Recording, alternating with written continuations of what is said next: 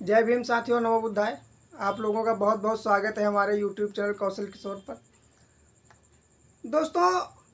आप लोगों को एक बाबा साहब डॉक्टर भीमराव अंबेडकर से जुड़ी एक छोटी सी कहानी शेयर करूंगा, सुनाऊंगा, जिसे सुनकर के आपको लगेगा कि एक ऐसे व्यक्ति जो इस देश के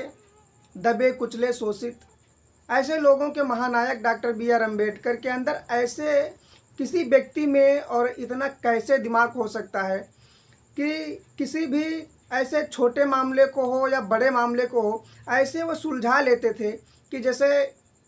किसी ने बहुत आसानी से किसी मामले को सुलझा दिया हो।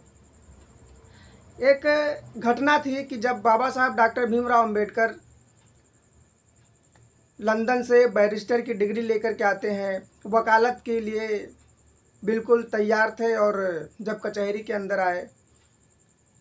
अंदर आए ही थे कि वहाँ पर तमाम सारे ऐसे वकील थे, ऐसे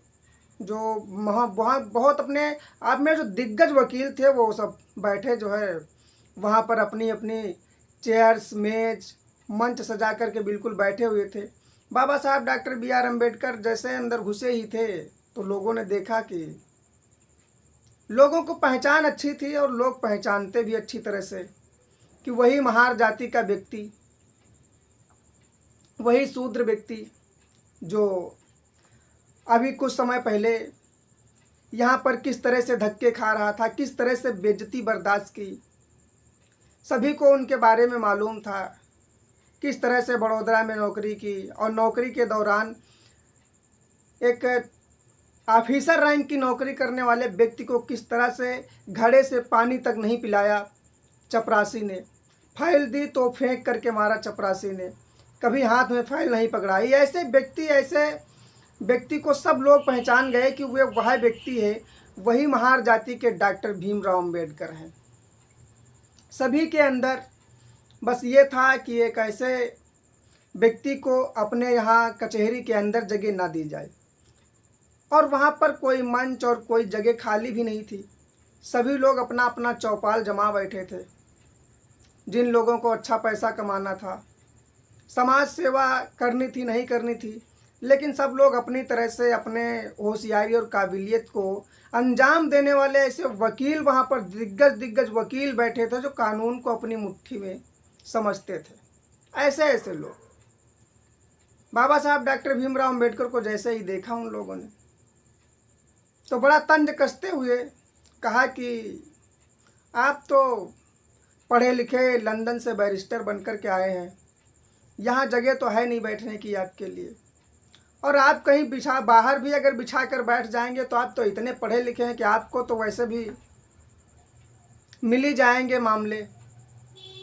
बाबा साहब डॉक्टर भीमराव अंबेडकर ने उनकी जो बातें थी वो उनके लिए बहुत कड़वी थी, लेकिन ऐसे व्यक्ति बाबा साहब डॉक्टर भीमराव अंबेडकर थे कि छोटी छोटी बातों को भी वो ऐसे गणना कर लेते थे, वो ऐसे गढ़ लेते थे कि उनमें से कहीं न कहीं से ज्ञान निकाल ही लेते थे। बाबा साहब डॉक्टर भीमराव अंबेडकर ने कहा कि राय देने के लिए धन्यवाद। बाबा साहब डॉक्टर भीमराव अंबेडकर ने कहा कि राय देने के लिए धन्यवाद, आपने अच्छी राय दी, और मेरे जैसे बैरिस्टर को वाकई में बात है, मैं बाहर बैठ जाऊंगा, मुझे कौन सा बहुत झोला भरना है, बहुत सा थैला भरना है, जो आ जाएगा ज़रूरतमंद, अगर मुझसे उसके लिए कुछ होने वाला होगा तो मैं कर दूंगा। बाबा साहब डॉक्टर भीमराव अंबेडकर ने उनकी राय सुनी और जाकर के बाहर अपना त्रिपाल बिछा करके जिस तरह से वो बैठते हैं, मैदान में आराम से बैठ जाते हैं बाबा साहब डॉक्टर भीमराव अंबेडकर। उसी समय एक केस चल रहा था, मामला चल रहा था। एक सेठ और सेठानी उस कचहरी के अंदर आते हैं, और कचहरी के अंदर वो सभी को फाइल दिखाते हुए सभी से हाथ जोड़ते हैं, गिड़गिड़ाते हैं। सेठ सेठानी का जो एक लड़का था, एक दौड़ता लड़का था, वो एक ऐसे केस में फंस चुका था कि उसे बहुत ही गंभीर सज़ा मिलने वाली थी, और ऐसी सज़ा जो मौत की सज़ा भी हो सकती थी, लेकिन उस समय जो सज़ा दी गई थी वो फांसी की सज़ा हो गई थी। अब फांसी की सज़ा जिस व्यक्ति को मिल गई हो, उसे बचाना सबके बस की बात नहीं थी। वहाँ के जो दिग्गज वकील बैठे हुए थे अंदर कचहरी के अंदर, जो अपने आप को वकालत के नाम पर तानाशाह कह रहे थे, सभी लोगों के सामने उस बुजुर्ग सेठ और सेठानी ने फाइल पकड़ाते हुए उनसे उम्मीद की जो एक रोशनी देख रही थी, लेकिन उस उम्मीद की रोशनी में वहाँ रोशनी थी ही नहीं। किसी वकील ने, जो कानून को अपने मुट्ठी में समझने वाले दिग्गज लोग थे, दिग्गज वकालत करने वाले लोग थे, उन लोगों में किसी के बस की बात नहीं थी और किसी के अंदर ताकत नहीं थी कि उस सेठ का कोई केस लड़ सके और उसके लड़के को निर्दोष साबित कर दे और बचा ले। इस तरह से इतने बड़े मामले को जब सेठ और सेठानी ने उस फाइल पर बहुत पैसा खर्चा कर दिया था, बहुत वकीलों को पैसा दिया था, लेकिन कोई भी वकील उस बच्चे को, उस लड़के को सेठ के बचाने वाला ही नहीं था। जब इस बात को सेठ और सेठानी ने सोचा और समझा, वहाँ पर वो जान गए कि अब हमारे बच्चे को कोई बचा नहीं सकता, तो बहुत ही निराशा के साथ वहाँ से लौट रहे थे सेठ और सेठानी। लेकिन लौटते वक्त वहाँ पर एक जो वहाँ के बहुत बड़े वकील थे, जो दिग्गज वकील थे, उन्होंने कहा, एक मजाकिया स्वभाव में कहा, एक बाबा साहब डॉक्टर भीमराव अंबेडकर का, हमारे महानायक का मजाक उड़ाते हुए वहाँ के अंदर बैठे हुए कचहरी के लोगों ने कहा कि बाहर एक महार जाति का व्यक्ति ज़मीन में तिरपाल बिछा करके बैठा हुआ है, बैरिस्टर बन के आया है लंदन से, उसके पास जाओ और कहो कि बचा लो, हो सकता है वो बचा ले आपके बच्चे को। वो व्यक्ति जो सेठ और सेठानी थे, वो तो एक तरह से अंधे थे, उन्हें अपने बच्चे के प्यार में, उसके बचाने के अंधेपन में उन्हें तो कुछ दिख नहीं रहा था। लेकिन मजाकिया स्वभाव भी जब सुना तो उनके मन में एक किरण जगी कि हो सकता है उनसे तो कभी मुलाकात नहीं हुई है, हो सकता है वो कुछ कर सकें। वो सेठ और सेठानी बाबा साहब डॉक्टर भीमराव अंबेडकर बाहर बैठे हुए थे, उनके पास गए और फाइल उनके पास रखी और पैरों में सेठ गिर गए। सेठ रोने लगे कि मेरे बेटे को बचा लीजिए,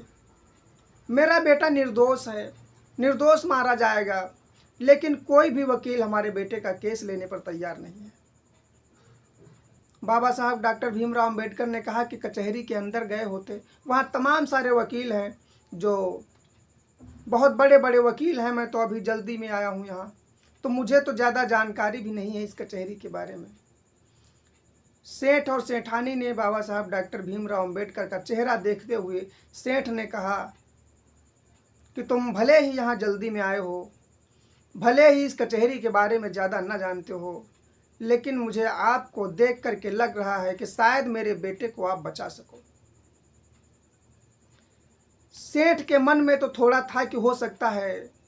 कि बचा ले, लेकिन माँ उसकी, जो सेठानी थी, उस लड़के की जो माँ थी, वो बहुत डरी और घबराई हुई थी। उसका मन बाबा साहब डॉक्टर भीमराव अंबेडकर पर टिक नहीं रहा था। धीरे मन से उसने कहा कि देख लो, अगर कुछ हो सके तो कर दो, मैं क्या कहूँ, तो मेरा तो बेटा अब ज़िंदगी और मौत से लड़ रहा है, बेगुनाह मारा जाएगा मेरा बच्चा।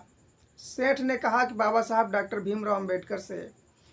कि तुम एक बार इस फाइल को देख करके बताओ, क्या कुछ हो सकता है। सेठ बहुत ही उदास था और सेठ ने कहा कि मुझे लगता है आप शायद कुछ कर सकें। बाबा साहब डॉक्टर भीमराव अंबेडकर से बहुत ज़्यादा जब वो प्रार्थना करता है, तो बाबा साहब डॉक्टर भीमराव अंबेडकर उस सेठ की फाइल अपने हाथ में लेकर के खोलते हैं और देखते हैं। जब पूरी फाइल का अध्ययन करते हैं बाबा साहब डॉक्टर भीमराव अंबेडकर, तो उस फाइल को अपने पास रख लेते हैं और सेठ से कहते हैं कि अब तुम घर जाओ, मैं कोशिश करूँगा, मैं 7 दिन के अंदर आपको इसका जो रिज़ल्ट आएगा मैं वो आपको बताऊँगा। मैं तुमसे फिर बाद में मुलाकात करूँगा, फिर बाद में मिल लेना। अब घर जाओ और आराम से रिलैक्स आराम करो जा कर के, मैं देखता हूँ कुछ। बाबा साहब डॉक्टर भीमराव अंबेडकर ने उस फाइल को लिया और बताया इस प्रकार से जाता है कि वो फाइल लेकर के बाबा साहब डॉक्टर भीमराव अंबेडकर सीधा घर चले गए। बाबा साहब डॉक्टर भीमराव अंबेडकर ने उस फाइल को 7 दिन तक अध्ययन किया। पूरी ताकत लगा दी बाबा साहब डॉक्टर भीमराव अंबेडकर, क्योंकि उन्हें एक बात याद आई कि जब उस सेठ का इकलौता लड़का निर्दोष फंसा हुआ था, तो इनकी जो माँ थी, बाबा साहब डॉक्टर भीमराव अंबेडकर की माँ भीमा बाई जो होती हैं, उन्होंने एक बार कहा था कि भीमा, कभी भी किसी भी व्यक्ति की अगर मदद करनी पड़े और अगर निर्दोष किसी की जान जा रही हो तो किसी भी प्रकार से बचाना अगर तेरे हाथ में हो तो बचा लेना।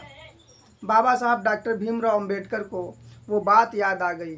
और उस फाइल को लेकर के अपने घर चले गए। 7 दिन तक कड़ी मेहनत की, अध्ययन किया, पूरी फाइल को बहुत कायदे से बारीकियों को समझा बाबा साहब डॉक्टर भीमराव अंबेडकर ने। और समझने के बाद में 7 दिन के बाद जब कचहरी लगती है, फिर से वहाँ पर जज बैठता है, तमाम सारे वकील होते हैं, तो बाबा साहब डॉक्टर भीमराव अंबेडकर से जो जज होता है वो पूछता है कि बाबा साहब डॉक्टर भीमराव अंबेडकर, इस केस के मामले में मैं आपसे कुछ भी राय चाहता हूँ, आप इस केस में कोई दलील देना चाहेंगे? तो बाबा साहब डॉक्टर भीमराव अंबेडकर ने कहा कि नहीं, मुझे कोई राय नहीं देनी है, जज साहब आप अपना फैसला सुनाएं। इतनी बात सुनने के बाद में सेठ को बहुत तकलीफ हुई, बहुत दुख हुआ कि कितनी उम्मीद की थी बाबा साहब डॉक्टर भीमराव अंबेडकर से कि हो सकता है मुझे मेरा बेटा वापस कर दे, मेरे बेटे को बाबा साहब डॉक्टर भीमराव अंबेडकर बचा ले। लेकिन जज ने जिस प्रकार से पूछा है अंबेडकर से कि आपको कोई दलील नहीं देनी है, तो बाबा साहब ने, डॉक्टर भीमराव अंबेडकर ने, जो मेरे बेटे को बचाने की एक मेरे अंदर उम्मीद पैदा की थी, उन्होंने इस प्रकार से जवाब दे दिया कि जज साहब आप फैसला सुनाओ, मुझे इस पर कोई दलील नहीं देनी है। बाबा साहब डॉक्टर भीमराव अंबेडकर के इतने जो शब्द थे सुनने के बाद में सेठानी का तो बहुत बुरा हाल हो चुका था। सेठ भी अब मन मन में रोने लगा था। करता तो क्या करता, बाबा साहब डॉक्टर भीमराव अंबेडकर की तरफ एक बार देखा और आंखें झुका ली और रोने के कंगाल पर पहुंच चुका। बाबा साहब डॉक्टर भीमराव अंबेडकर ने सेठ की तरफ देखते हुए इशारा करते हुए कहा कि आप परेशान न हो। जज ने तुरंत फैसला सुना दिया कि अगर डॉक्टर बी आर अम्बेडकर आप इस केस के मामले में कुछ कहना नहीं चाहते हैं, तो इस केस के अनुसार इस सेठ के लड़के को फांसी की सज़ा सुनाई जाती है। बाबा साहब डॉक्टर बी आर अम्बेडकर तब भी चुप रहे, कुछ नहीं बोले, और उस लड़के को जो फांसी की सज़ा सुनाई गई थी, जिस लड़के को, उसे जहाँ पर फांसी दी जाती है वहाँ पर ले गए और ले जाने के बाद में गले में फंदा डाल दिया गया फांसी का। फांसी का फंदा पड़ते ही सेठ और सेठानी दोनों अपनी डबडबाई आंखों से बिल्कुल रोने लगे। जैसे ही फांसी का फंदा उस लड़के गले में डाला ही गया था, और जैसे ही वहाँ का जो जल्लाद होता है वो उस स्विच को, उस खटके को उठाने वाला ही था, उस रस्सी को खींचने ही वाला था जिस रस्सी से फांसी लग करके मौत हो सकती है। बाबा साहब डॉक्टर भीमराव अंबेडकर ने कहा कि बस अब रुक जाओ। जल्लाद को इशारा किया और कहा रुक जाओ, और वहाँ पर जो जेलर मौजूद था उससे कहा कि अब रुक जाओ, आपने सजाएं मौत नहीं दी थी, आपने सजाएं फांसी की सज़ा दी थी, आपने सजाएं मौत नहीं दी थी। फांसी हो गई है, फांसी की सज़ा पूरी हो गई है, अब यह फंदा उतार लीजिए। अगर मौत हुई तो इसके जिम्मेदार आप होंगे, क्योंकि सजाएं फांसी की थी, सज़ा मौत की नहीं थी। उस फंदे को उतारा गया और उस जज के पास डॉक्टर बी आर अम्बेडकर को फिर से खड़ा किया गया। डॉक्टर बी आर अम्बेडकर ने कहा कि फांसी की सज़ा मौत नहीं हो सकती, और उस लड़के को बाबा साहब डॉक्टर अम्बेडकर ने बचा लिया। सेठ और सेठानी बाबा साहब डॉक्टर बी आर अम्बेडकर के गुणगान करने लगे। बहुत ही गुजारिश के अनुसार बाबा साहब को बताया जाता है, इतना धन पैसा बहुत कुछ देना चाहता था बाबा साहब डॉक्टर बी आर अम्बेडकर, लेकिन बाबा साहब डॉक्टर भीमराव अम्बेडकर ने मना कर दिया कि मैं जान बचाने के पैसे नहीं देता। बाबा साहब डॉक्टर भीमराव अम्बेडकर ने बहुत समय तक निस्वार्थ सेवा की लोगों की, क्योंकि उनका समाज ही ऐसा था, उनको मिलने वाले लोग ही ऐसे थे कि जिनके पास कुछ नहीं था। दबे कुचले शोषित ऐसे लोगों की मदद करने वाले डॉक्टर बी आर अम्बेडकर थे। उनकी कचहरी में जो बैठे थे जहाँ पर, वहाँ पर उन्होंने लिख दिया था कि निस्वार्थ सेवा, खास तौर से अपने समाज के लिए बिल्कुल निस्वार्थ सेवा थी। ऐसे बाबा साहब डॉक्टर बी आर अम्बेडकर ने जब उस लड़के को बचा लिया था, तब वहाँ पर उस जज को एक राय दी गई बाबा साहब डॉक्टर भीमराव अम्बेडकर के द्वारा कि सजाएं फांसी नहीं होती है, सजाएं मौत दी जाएगी। तो आज के समय में और उस समय में जब कभी भी फांसी दी जाती थी तो सिर्फ फांसी की सज़ा नहीं होती थी, फांसी की सज़ा सजाएं मौत होती है। बाबा साहब डॉक्टर बी आर अम्बेडकर ने उस लड़के को बचाते हुए और उस कानून में फेरबदल कर दिया गया, क्योंकि सजाएं मौत और फांसी में अंतर था। इसलिए बाबा साहब डॉक्टर बी आर अम्बेडकर ने बहुत ही मुश्किल से उस सेठ और सेठानी के लड़के को बचा सके। आप लोग इस कहानी को सुनकर के बाबा साहब डॉक्टर भीमराव अम्बेडकर के दिमाग को ज़रूर पहचान गए होंगे। ज़रूर हो सकता है आपने पहले से सुन रखी हो, जानते हो, लेकिन कमेंट में बताना कि बाबा साहब डॉक्टर भीमराव अम्बेडकर इस देश के लिए और अपने समाज के लिए, दबे कुचले शोषित वर्ग के लिए किस प्रकार से काम किया है उन्होंने। और अगर कुछ ना बताना कमेंट में तो जय भीम ज़रूर लिख देना। मिलते हैं अगली बाबा साहब डॉक्टर भीमराव अम्बेडकर की कहानी में। अगर वीडियो अच्छा लगा हो तो लाइक कर दीजिएगा, चैनल को सब्सक्राइब कर दीजिएगा।